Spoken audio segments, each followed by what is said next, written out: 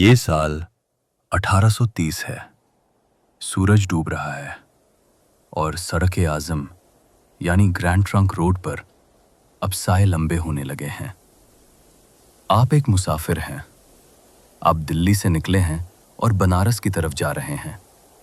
आपकी जेब में आपकी महीनों की कमाई है, कुछ सोने के सिक्के और आपके परिवार के लिए कुछ तोहफे। हवा में धूल की एक बारीक परत है। ये धूल उन हजारों पैरों से उड़ी है जो आज दिन भर इस रास्ते से गुजरे हैं। लेकिन अब रास्ता सुनसान हो रहा है। परिंदे अपने घोंसलों की तरफ लौट रहे हैं और एक अजीब सी भारी खामोशी छाने लगी है। आप तेज कदमों से चल रहे हैं। आपको अगले पड़ाव तक पहुंचना है अंधेरा होने से पहले, क्योंकि हिंदुस्तान की इन सड़कों पर अंधेरा सिर्फ रात नहीं लाता, वो खौफ भी लाता है। लोगों ने आपको कहानियां सुनाई थीं, उन फैंसीगारों की कहानियां जो हवा की तरह आते हैं और धुएं की तरह गायब हो जाते हैं। वो ठग जो खून नहीं बहाते, वो सिर्फ सांसें चुराते हैं। आप अपने कंधे पर लटके हुए थैले को कसकर पकड़ लेते हैं। हर झाड़ी, हर पुराना बरगद का पेड़ आपको एक दुश्मन जैसा लगता है।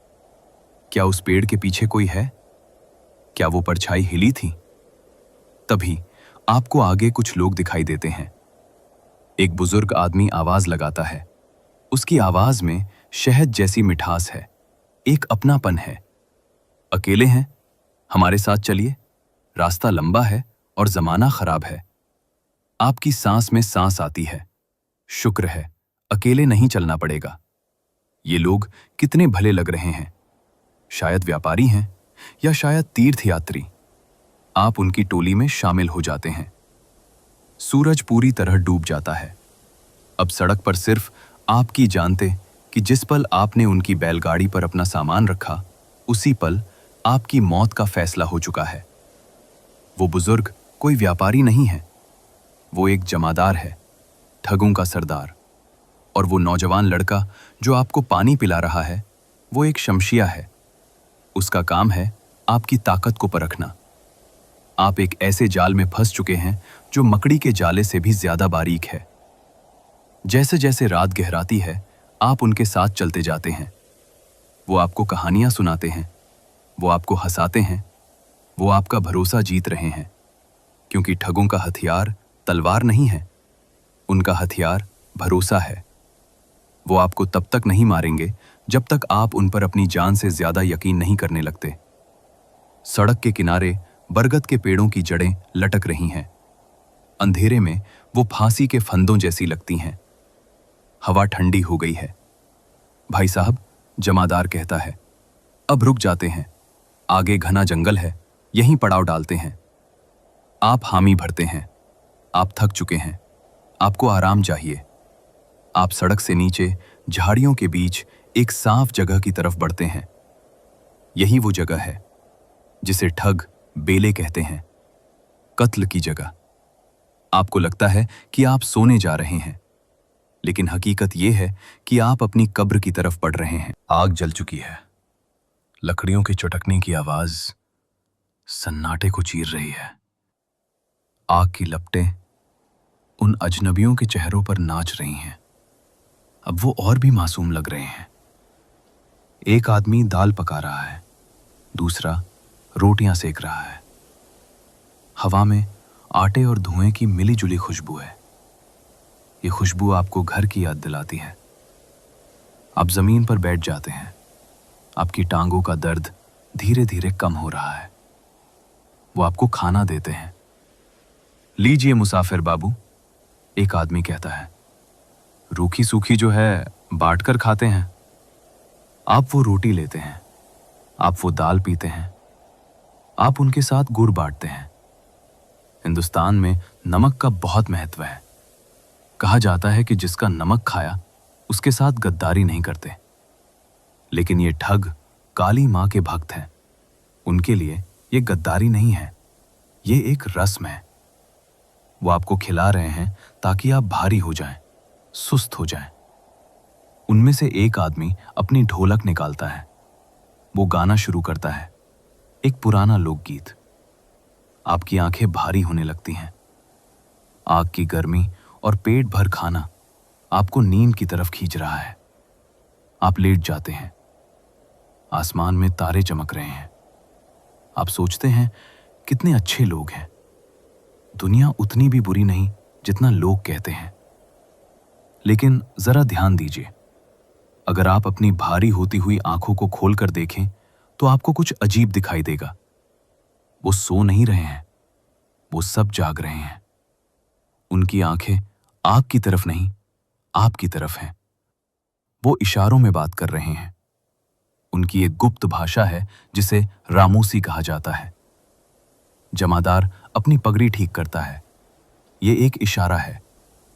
3 लोग धीरे धीरे खिसकते हुए आपके करीब आ रहे हैं। एक आपके दाएं, एक आपके बाएं और एक ठीक आपके पीछे। वो आदमी जो आपके पीछे बैठा है उसे भोट कहा जाता है, यानी दबोचने वाला। उसका काम आपको जमीन पर गिराना है।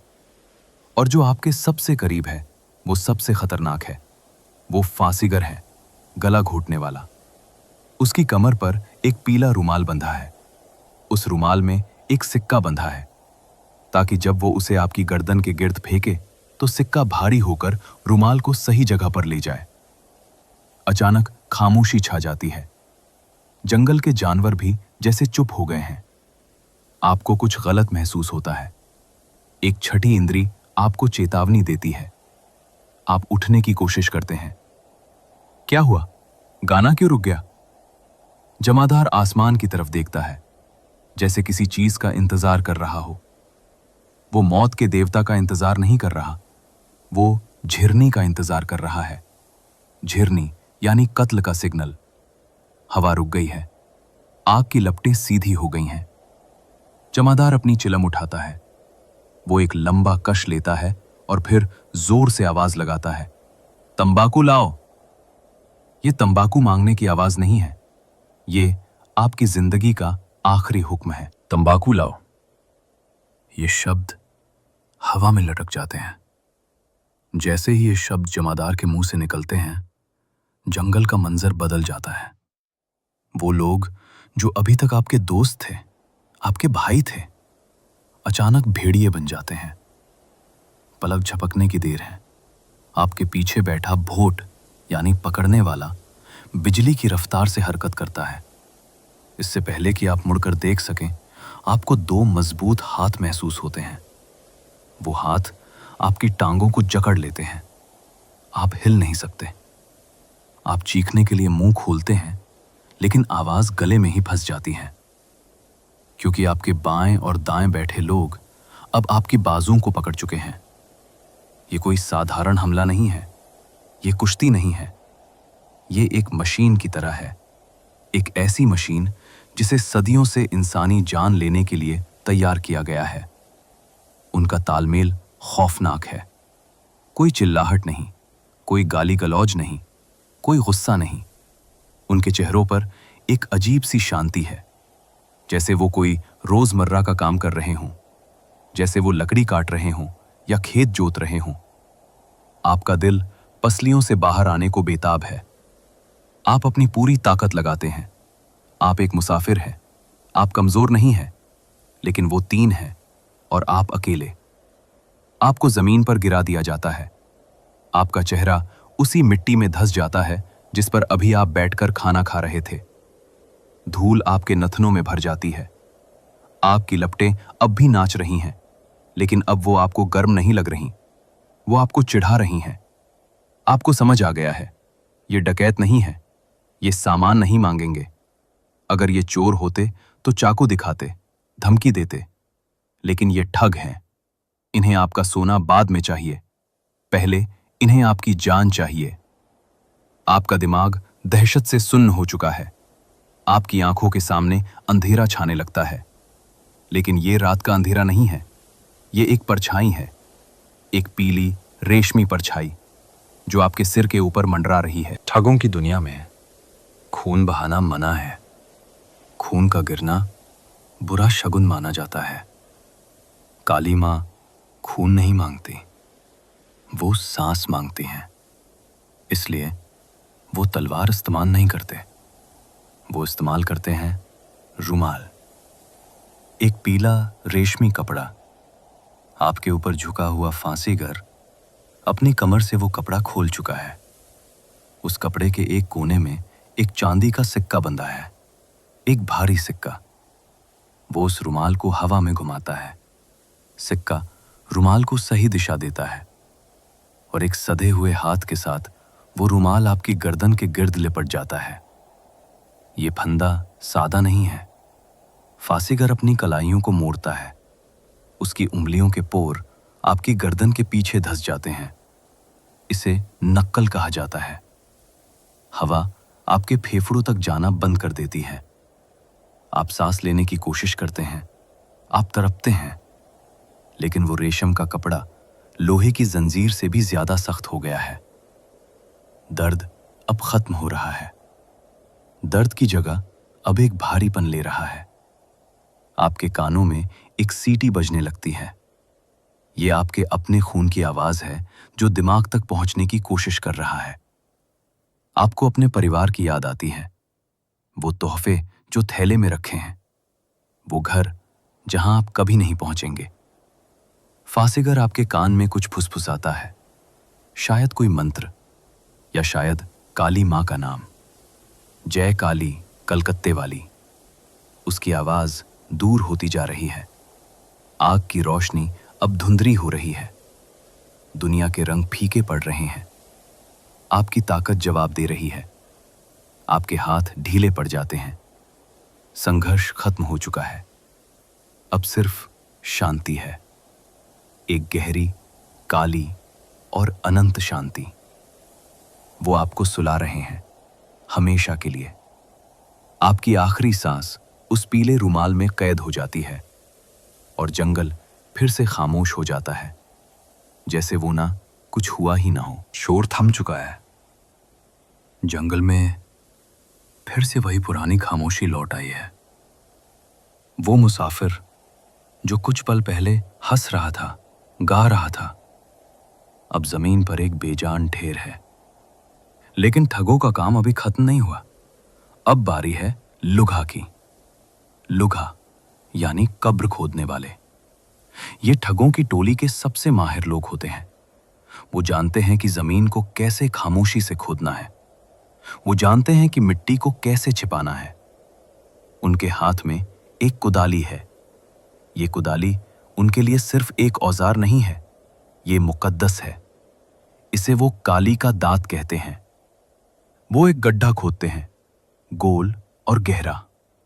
ये कोई आम कब्र नहीं है, इसे खास तरीके से बनाया जाता है। वो आपके शरीर को उठाते हैं और फिर वो आपको तोड़ते हैं ताकि आप उस छोटे से गड्ढे में समा सकें। वो आपके घुटनों को मोड़ते हैं, आपकी कोहनियों को मोड़ते हैं। ये बेरहमी नहीं है, ये उनकी नज़र में सफाई है। वो आपके चेहरे पर चाकुओं से निशान बनाते हैं ताकि अगर कोई लाश को ढूंढ भी ले तो पहचान ना सके। आपकी पहचान, आपका नाम, आपका वजूद, सब कुछ मिटाया जा रहा है। अब आपको उस ठंडी गीली मिट्टी में उतार दिया जाता है। आपके ऊपर मिट्टी डाली जाती है, फिर कांटेदार झाड़ियां और फिर और मिट्टी। वो जमीन को इस तरह बराबर करते हैं कि देखने वाले को लगेगा यहां सदियों से कोई नहीं आया। कोई निशानी नहीं, कोई पत्थर नहीं, सिर्फ जंगल है और रात की हवा। ऊपर गीदड़ रो रहे हैं। ठग मानते हैं कि गीदड़ काली मां के संदेशवाहक है। अगर गीदड़ बाएं से रोए तो सब ठीक है। लुघा अपना काम खत्म करते हैं। वो अपने हाथ झाड़ते हैं। आप अब मुसाफिर नहीं रहे। आप अब इस जमीन का हिस्सा हैं, इस जंगल का एक राज हैं, और आपके ऊपर से और मुसाफिर गुजरेंगे बिना ये जाने कि उनके पैरों के नीचे कौन सो रहा है। काम पूरा हुआ। अब वक्त है तुपोनी का। ये कत्ल के बाद की रस्म है, एक पूजा। वो सब फिर से आग के पास बैठ जाते हैं, लेकिन अब माहौल बदल चुका है। अब वो मुसाफिरों का नाटक नहीं कर रहे। अब वो अपनी असली शक्ल में है।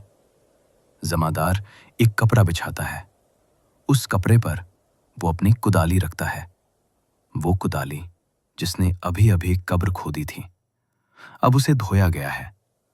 उस कुदाली के सामने वो गुड़ रखते हैं, पवित्र गुड़। वो मंत्र पढ़ते हैं, ए भवानी माँ, ए काली, ये शिकार तेरी ही देन है। उनके लिए ये कत्ल कोई गुनाह नहीं था, ये एक बलि थी, एक इबादत थी। वो मानते हैं कि अगर वो मुसाफिरों को नहीं मारेंगे तो देवी नाराज हो जाएंगी, दुनिया का संतुलन बिगड़ जाएगा। वो उस गुड़ को आपस में बांटते हैं। इसे गुड़ की तकसीम कहा जाता है। ये गुड़ उन्हें एक डोर में बांधता है। ये खामोशी का सौदा है। जिसने ये गुड़ खा लिया वो कभी ठगों का साथ नहीं छोड़ सकता। आपकी जेब से निकले हुए सोने के सिक्के अब गिने जा रहे हैं, कपड़े बांटे जा रहे हैं, और वो तोहफे जो आप अपने बच्चों के लिए ले जा रहे थे अब किसी और के हो चुके हैं। धीरे धीरे आग बुझने लगती है, अंधेरा और गहरा हो जाता है। ठग अपनी चादरें ओढ़ कर लेट जाते हैं। उन्हें नींद आ रही है, गहरी नींद। उन्हें कोई पछतावा नहीं है, कोई बुरे सपने नहीं आएंगे, क्योंकि उनकी नजर में उन्होंने अपना धर्म निभाया है। जंगल की हवा अब लोरी गा रही है, पेड़ों के पत्ते सरसरा रहे हैं, और आप अब मिट्टी की गहराइयों में हैं, जहां कोई शोर नहीं है, कोई दर्द नहीं है, सिर्फ शांति है। सड़क खाली है, रात ढल रही है। आराम कीजिए, सफर खत्म हुआ। खामोशी अब आपका घर है। शुभ रात्रि।